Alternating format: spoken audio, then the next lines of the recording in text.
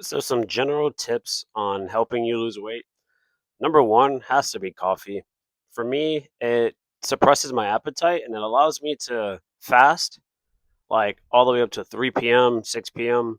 Just depends on how much coffee I decide to like take. How it's going to benefit you is you wake up, you drink some coffee, and you decide to go on a walk. So, what the coffee does is it helps you mobilize your fat in your body. So, the first thing that your body's doing is waking up and it's using stored fat as energy. Right. So, for whatever you're doing, you're burning fat. It doesn't have to be anything extreme. It doesn't have to be like hit cardio. It doesn't have to be like a crazy run. No, you're already in a state of where you're burning fat because when you go to sleep, right?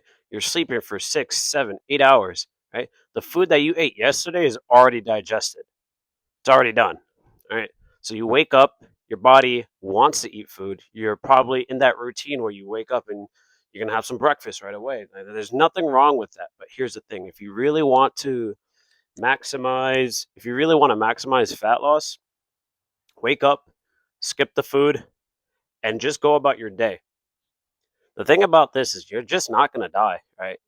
It's it's something that you kind of have to build a routine around. Oops. Like, don't feel like you have to rush into it. Start by waking up and waiting until 11 a.m., 10 a.m. Some people wake up at 6 a.m., right? So don't eat anything until 10 a.m., right? That's 4 hours of additional fasting that you have, right? So all these little things count, right? Consistency over time. That's how you actually lose fat sustainably, right? But if you also want to lose weight, right, there's a difference between fat loss and weight loss. Weight loss is, hey, I want to drop, 10 pounds by the end of next week, which is actually pretty doable, right? But it's not the same as fat loss, right? Fat loss is actual adipose tissue on your body that gets used up as energy, right? Weight loss is the fluctuation of your liquids in your body, right? So think of it like this: if you weigh 170 pounds and by the end of this week you want to weigh 160 pounds, it's very simple. If you change your diet from what you're originally eating, all the junk food, all the processed food, whatever, maybe you're eating healthy, but you're eating a lot of it, that's cool. If you just eliminate carbs, right? Carbs, what is that? Carbohydrates. It's our quick term energy in our body. If you eliminate that for just that week, imagine this. Carbs is able to hold up to like 3 grams of water or something like that. If you just eliminate carbs for 1 week, that's less carbs that your body can actually hold water with. So you'll lose weight, but you won't lose fat, if that makes sense, right? You'll get on the scale and you'll be like, wow, I hit 160, right? I look a little bit better, which is all right for some people. That's what some people want, but it's not sustainable, right? Because you can't really cut out carbs for too long. At least I can't, because I like bananas. I like fruits. I like apple juice. I like sugars. Actually, it's really good if you're trying to like build muscle, because carbs and muscle go hand in hand. Reason why is carbs allow delivery of protein to your muscles, right? So if you were to just eat protein, that's fine. But if you want to build muscle, you need the carbs, right? So carbs always get villainized, and I'm just here to let you know that they're not really the villain here. Over excess consumption of carbs, yes, then there you go. Carbs can actually be very calorie dense, which is why people they villainize carbs. If you eat a slice of pizza, you're talking about like 400, 500, calories, right? And me, the way I used to eat like 3, 4 pizzas, right? That's easily 1,000 calories versus if you were to eat chicken, right? 3, 4 fillets of chicken, you're talking about 300, 400 calories, right? You're getting high quality protein for your body to build muscle. If you're trying to lose fat, here's the thing: calorie deficit or fasting, whatever you want to do. You can do both. Here's the thing: if you walk, your body's using fat as energy, right? If you run, your body's using carbs as energy, right?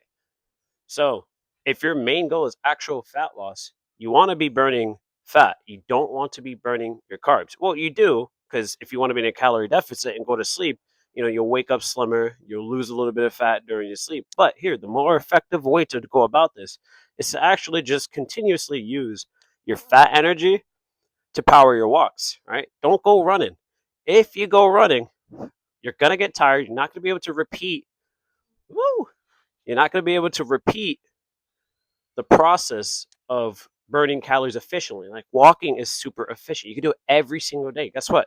If you could walk 7 days, imagine you're stacking up wins every single day that you go on a 30-minute walk, an hour walk. You're stacking up wins that add up over time. And it takes about 3 months of consistent walking. It doesn't have to be too long to see a completely different person in the mirror.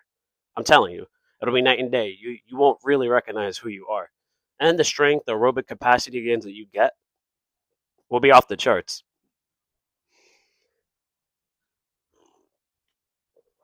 If you're really serious about weight loss, right, or fat loss, do the hard work. Fat loss is harder than weight loss. Weight loss is just simple, just cut the carbs, right? Fat loss, whereas actual fat on your body that you want to shrink, you want to look better, you want your muscles to pop, you want your figure to pop. That's what you're going to need to lose, right? So, coffee is a great appetite suppressant. It helps you extend the period where you're fasting in the morning. So, if you're able to just drink some coffee, right? This is my strategy. I just drink coffee, and if I feel like I get hungry again, guess what? I'm gonna just drink some more coffee, right? And when I get hungry and I don't want coffee, I decide to go move, right? Because those feelings you got to turn into movement. Right? That's an effective way to lose fat over time. But yeah, coffee will get you halfway through the day, right? And then the next part is just like your movement throughout the day. It's like, what are you doing? Are you living a sedentary life, which is behind a desk? Well, look, if you're one of those people that live in that type of lifestyle where you're always sitting down, like I always think there is a workaround around this, and it's not doing like crazy exercise or anything. There are these things on Amazon that allows you to get like a mini treadmill where you can actually put in your workstation. You can walk and you can do your steps and you can do your work, right? And you're basically stationary while you're getting your steps in, right? Steps are huge. And a lot of people really underestimate the power of consistency, especially over time with steps, right? If you're walking 10,000 steps, that's what? What? Because every mile is 2,000 steps, right? So 10,000 steps is 5 miles. So every mile, think of it as 100 calories, right? And since, let's say, you're in a fasted state, 70 to 80% of those calories come from fat, right? So they're getting right off the body, right? So you're slimming down, you're toning down, and guess what? When you go and you eat later, your body's gonna go and refuel. But since you're in a deficit, since you created this deficit by walking, you're allowed to actually eat a little bit more than you usually are used to eating. That's just how your body works. It's uh, energy expended out and then energy coming in. So let's say you burn those 500 calories by doing those 10K steps. I got to look at the numbers from that because everybody has a different stride length. But let's say you burn 500 calories. Guess what? You can go back, you can eat, let's say your calorie maintenance is 2,000, right? Since you burned 500 additional calories, now your maintenance sits at 2,500, right? That's crazy. So if you want to continue burning extra fat, you can eat 2,250 calories, right? And then you could still use that deficit that you created. 500 calories is your deficit that you created by walking 5 miles, right? And if you decide to eat 250 more calories than you usually do, guess what? When you go to sleep, you're burning additional calories in fat because your body has to make up for that energy, right? So when you go to sleep in a deficit, your body's going to use fat to then make up for that energy that didn't get consumed by eating food. Hope you guys are following me.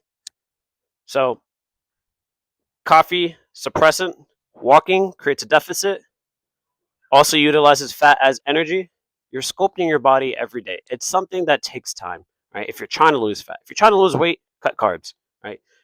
You're going to lose water weight really quickly, and then you're going to get your desired results. But here's the thing, sustainability is the name of the game. You can walk every day, you can keep that sustainable. Fat loss or weight loss, it'll come back. Fat loss, it stays off. That's a big difference here. I'll catch you guys next time.